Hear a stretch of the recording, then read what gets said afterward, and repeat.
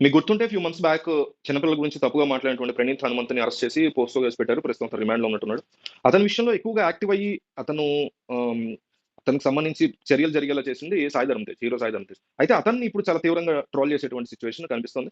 అయితే ఆంధ్రప్రదేశ్‌లో ఆహ్, చంద్రబాబు నాయుడు, పవన్ కళ్యాణ్ ఈ కూటమి ప్రభుత్వం అధికారంలోకి వచ్చిన తర్వాత ఒక చిన్న పాప పవన్ కళ్యాణ్ ఎత్తుకున్నటువంటి ఫోటో పెట్టి ఆంధ్రప్రదేశ్ ఇన్ సేఫ్ హ్యాండ్స్ అని సాయి ధరమ్ తేజ్ పెట్టడం జరిగింది. దాన్ని బేస్ చేసుకొని ఎట్లయితే ప్రణీత్ హనుమంతు ఇష్యూ నువ్వు రియాక్ట్ అయ్యావో, మరి ఏపీ సేఫ్ హ్యాండ్స్‌లో ఉందని నువ్వు చెప్పావు. ఇప్పుడెందుకు మాట్లాడవు అంటూ అనేక అంశాల్లో గుడ్లవల్లేరు కావచ్చు, అంతకుముందు జరిగినటువంటి ఒక పాప చేతబడికి సంబంధించిన ఇన్సిడెంట్ కావచ్చు, మచ్చు మర్రిదేదో. అట్లాగే ఇప్పుడు ఆంధ్రప్రదేశ్‌లో ఈ రోజు డిస్కషన్‌లో ఉన్నటువంటి జానీ మాస్టర్ ఇష్యూ కావచ్చు ఆంధ్రప్రదేశ్, తెలంగాణలో. దీని గురించి నువ్వు ఎందుకు మాట్లాడవు? మరి మీ ఇండస్ట్రీకి సంబంధించినటువంటి అంశమే కదా! ఎందుకు మాట్లాడవు అంటూ సాయిధరమ్ తేజ్‌ని చాలా తీవ్రంగా క్వెషన్ చేస్తున్నారు. ఎక్కువ మంది ఆబ్వియస్లీ వైసీపీకి సంబంధించిన క్వెషన్ చేస్తున్నారు. జనసేనకు సంబంధించిన వాళ్ళు డిఫెండ్ చేస్తున్నటువంటి పనిలో ఉన్నారు కార్యక్రమం. ఈ కార్యక్రమాలు ఎట్లా ఉంటాయంటే వైసీపీవోళ్ళు, టీడీపీవోళ్ళు, జనసేనోళ్ళు, బీజేపీ, కాంగ్రెస్ ఏ పార్టీ అయినా టీఆర్ఎస్ ఈ కార్యక్రమాలన్నీ వీళ్ళకొకటే. వాళ్ళు వాళ్ళు ఎవరైతే నాయకుడిని సపోర్ట్ చేస్తున్నారో గుడ్డిగా సపోర్ట్ చేస్తూ ఉంటారు ఆళ్ళు ఆల్రెడీ. వాడికి ఆ నాయకుడికి ఏ మాట పడకుండా ఆ నాయకుడిని సపోర్ట్ చేసేటువంటి ఈ సాయి ధరమ్ తేజ్ టైపో లేకపోతే ఈ శ్యామల ఉంటారు. యాంకర్ శ్యామల వైసీపీ సపోర్ట్ చేస్తారు. ఆవిడ ఆ టైపు ఇలాంటి వాళ్ళని డిఫెండ్ చేసుకుంటూ బతుకుతారు అంతే. ఇంతకు మించి ఎటువంటి క్వెషన్స్ ఏమి ఉండకూడదు వీళ్ళకి. సో ఇప్పుడు ఎవరైతే వైసీపీ వాళ్ళు క్వెషన్ చేస్తున్నారో వాళ్ళు మళ్ళీ గతంలో జగన్మోహన్ రెడ్డి సీఎంగా ఉన్నప్పుడు ఇట్లాంటివి ఎన్నో సంఘటనలు జరుగుతున్నాయి. ఓవర్ ద 10, 15 ఇయర్స్, 20 ఇయర్స్ జరుగుతూనే ఉన్నాయి కదా! అప్పుడు మాత్రం జగన్ క్వెషన్ చేయరు వీళ్ళెవరు. ఇప్పుడు ఎవరైతే సాయి ధరమ్ తేజ్‌ని క్వెషన్ చేస్తున్నారో, అప్పుడు జగన్ క్వెషన్ చేయాలా? అప్పుడు జగన్ ఎవరైతే క్వెషన్ చేసారో, ఇప్పుడు సాయి ధరమ్ తేజ్‌ని వాళ్ళు క్వెషన్ చేయట్లా. అంటే అంత మనలో మనకి ఒక రకమైనటువంటి విద్వేషాన్ని క్రియేట్ చేసి పడేసారు ఈ రాజకీయ నాయకులు. మనలో ఒక విషాన్ని నింపేశారు. ఒక జగన్ అంటే ఒక జగనే గొప్ప. ఒక పవన్ కళ్యాణ్ అంటే ఒక పవనే గొప్ప. ఓ రేవంత్ అంటే రేవంతే, చంద్రబాబు అంటే చంద్రబాబు, కేసీఆర్ అంటే కేసీఆరే. ఓ మోడీ అంటే మోడీయే, రాహుల్ అంటే రాహులే. అంతే తప్ప వేరే వాళ్ళు కూడా మన వాళ్ళని కూడా క్వెషన్ చేయొచ్చు. మనమే సమాజము, మనమంతా ఒకటే, రాజకీయ నాయకులందరూ ఒకటే అనేటువంటి నిజాన్ని ప్రజలకు ఏమాత్రం కూడా తెలియకుండా మనందరిని తయారు చేశారు కాబట్టి తెల్లారిన దగ్గర నుంచి ఎయిదర్ సినిమాకి సంబంధించి ఫ్యాన్ వార్‌లను కొట్టుకుంటూ ఉంటారు. లేదా పొలిటికల్ వార్స్ ఈ మధ్య 10 ఏళ్లుగా పెరిగి 5 ఏళ్లుగా పెరిగిపోయినాయి. ఆ గొడవలో పడి సస్తా ఉంటాం అంతే. అయితే ఇప్పుడు సాయి ధరమ్ తేజ్ డెఫినైట్‌లీ క్వెషన్ చేయాలి, స్పందించాలసలు.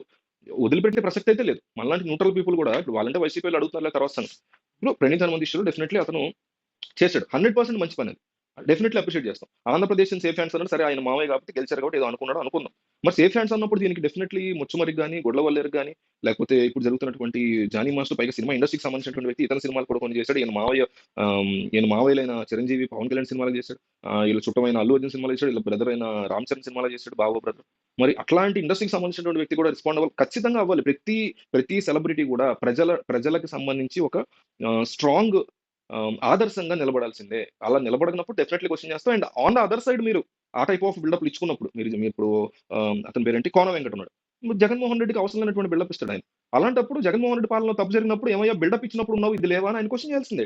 డౌట్ లేదు. అశ్విని దత్ ఉన్నారనుకోండి. ఆయనకి చంద్రబాబు నాయుడుకి ఆయన తోపు అది ఇది అనేటువంటి ఫీలింగ్ ఉంటది. అంత బిల్డప్ ఆయన ఇచ్చినప్పుడు రేపొద్దున ఇదే చంద్రబాబు ఏదైనా తప్పు చేసినప్పుడు రేపొద్దునైనా గతంలో ఎన్నో తప్పులు చేస్తుంటారు అడుగుతాం. అట్లాగే Pawan Kalyan safe hands AP అన్నప్పుడు పవన్ కళ్యాణ్ చేతిలో ఉన్నప్పుడు మరి అదే ఏపీలో ఇట్లాంటి ఇష్యూస్ గుడ్లవల్లే తీసుకోండి, మచ్చుమర్రి తీసుకోండి ఇలా జరుగుతున్నప్పుడు ఎందుకు నువ్వు క్వెషన్ చేయట్లేదు? ఎందుకు నువ్వు మాట్లాడట్లేదు? అని సాయిధరమ్ తేజ్‌నైనా. ఇట్లా వీళ్ళు వాళ్ళని కాదు. సెలబ్రిటీ అనేటువంటి వ్యక్తి వన్ సైడ్ తీసుకున్నప్పుడు ఆ వ్యక్తిని ఇంకా ఎక్కువ టార్గెటెడ్‌గా క్వెషన్ చేసేటువంటి బాధ్యత ఒక సామాన్యుడిగా మనందరికీ ఉంటది. అయితే అతిగా ట్రోల్ చేయటం, లేకపోతే అబ్యూసివ్‌గా మాట్లాడడం. సాయిధరమ్ తేజ్ పట్లనండి, శ్యామల్ లాంటి వాళ్ళ పట్లనండి, అశ్విని దత్ అనండి, లేకపోతే కోన వెంకట్ వాళ్ళ పట్ల అతిగా అంటే అబ్యూసివ్ లాంగ్వేజ్‌లోనో వాళ్ళ ఇంట్లో వాళ్ళ పేర్లు తీసుకొచ్చి చేయడం అనేది డెఫినైట్‌లీ కండెమ్నబుల్. అట్లాంటి పనులు కాకుండా నువ్వు సేఫ్ హ్యాండ్స్ అన్నావు ఏపీలో. మరి ఏం జరుగుతుంది ఏపీలో? ఎందుకు మాట్లాడట్లేదు దీని గురించి? అని డెఫినైట్‌లీ క్వెషన్ చేయొచ్చు. అంటే వాళ్ళు ఇంకొకసారి ఆ మాట అనడానికి ఆలోచించుకుంటారు.